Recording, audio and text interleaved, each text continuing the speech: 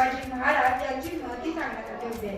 कृपया करून आपण हे शांतचित्ताने ऐकून घ्यावे अशीच माझी नम्र विनंती.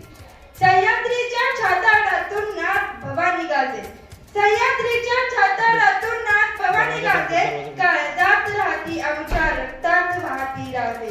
तुफान गरजतो आग ओकतो वाघ मराठी माझा, तुफान गरजतो आग ओकतो वाघ मराठी माझा, सन्मान राखतो जान झोकतो तुफान मातीचा राजा.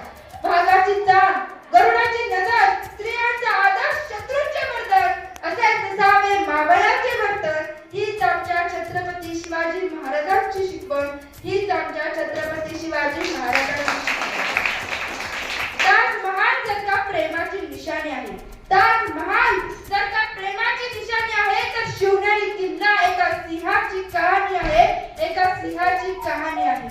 150 किलोमीटर लांबीची भिंत बांधायला 150 वर्ष लागतात.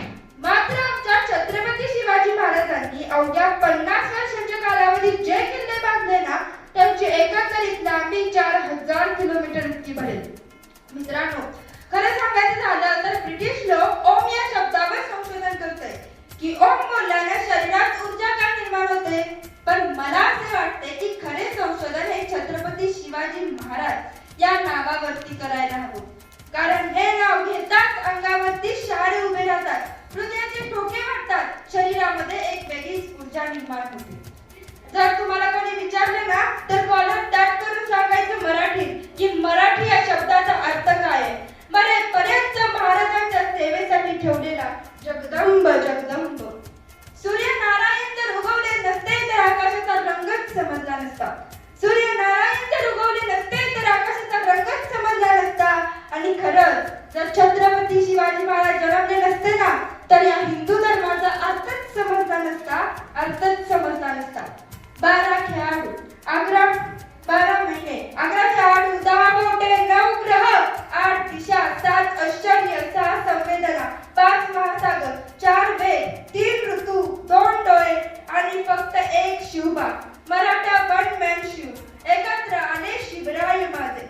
हे हिंदू प्रभू शिवाजी राजा, बाणकर पगडी जब शिवाजी महाराज तैयार होते, उठाकर तलवार जब घोड़े पे सवार होते, तो झुकते सब अल्लाह के बंदे और कहते, अरे काश हम भी मराठा होते, काश हम भी मराठा होते.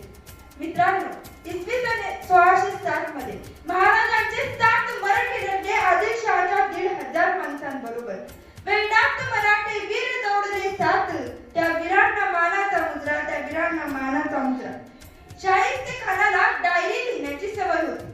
त्या डायरीचं नाव होतं शाहिस्तेखान भुजी.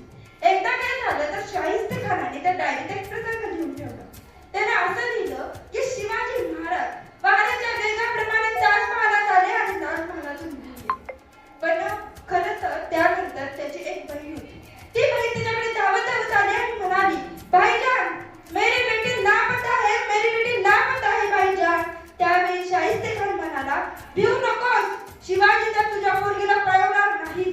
आणि जरी त्याने तिला पळवली असेल तर बेफिकीर राहा, कारण तो शिवाजी आहे, तो तिची पोटच्या लेकीसारखी काळजी घेईल. अरे कोणता हा विश्वास दुश्मनालाही आपल्या महाराजांच्या चारित्र्यावर.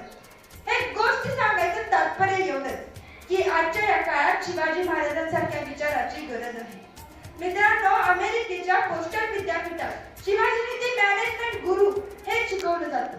त्याचबरोबर पाकिस्तानच्या पाठ्यपुस्तकात आदर्श राजा असा असावा म्हणून छत्रपती शिवाजी महाराजांचा इतिहास शिकवला जातो.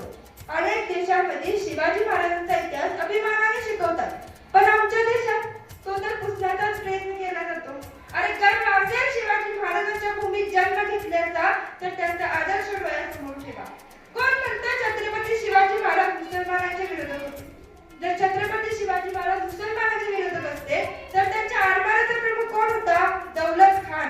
त्यांच्या तोफखान्याचा प्रमुख कोण होता? सिद्दील्ला. आणि घोडदळाचा प्रमुख सुद्धा तोच होता. आणि त्यांचं एकमेव चित्र उपलब्ध आहे, त्या चित्रकाराचं नाव मीर मोहम्मद. शिवाजी महाराज जेव्हा अफजल खानाचा वध करायला निघाले होते तेव्हा त्यांना मदत करणारा, वाघनख्या पाठवून देणारा काजल हैदर, त्यांचा एकमेव वकील मीर मोहम्मद. आता हे सांगायचं तात्पर्य एवढंच की शिवाजी महाराजांचा 11 बॉडीगार्ड होते आणि त्यापैकी 10 मुसलमान होते.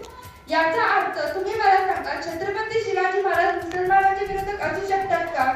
नाही. राजगड बांधून झाल्यावरती त्याच्यासमोर जगदीश्वराचं मंदिर बांधलं, तेव्हा महाराजांनी त्या मावळ्यांना विचारलं, अरे तुम्ही जगदीश्वराचं मंदिर तर बांधलं, पण माझ्या मुसलमान सैनिकांसाठी मस्जिद कुठे? तेव्हा त्या मावळ्यांनी म्हटलं, महाराज तुम्ही जागा दाखवा, आम्ही तिथे मस्जिद बांधतो. तेव्हा महाराजांनी राजगडावरती त्याच्या समोरची बाजू दाखवली आणि त्या राजगडासमोरच एक मस्जिद बांधून दिली. बघा आपल्या महाराजांचा विचार हा कसा आहे. इसवी सन 16व्या शतकात शिवनेरीवर एक तारा चमकला, जिजाऊच्या पोटी सिंह जन्मला आणि हाच सिंह पुढे जनतेचा वाडी झाला, ज्याच्या हातून अख्खा महाराष्ट्र घडला. मित्रांनो, आपल्या या महाराजांचा इतिहास कृपया करून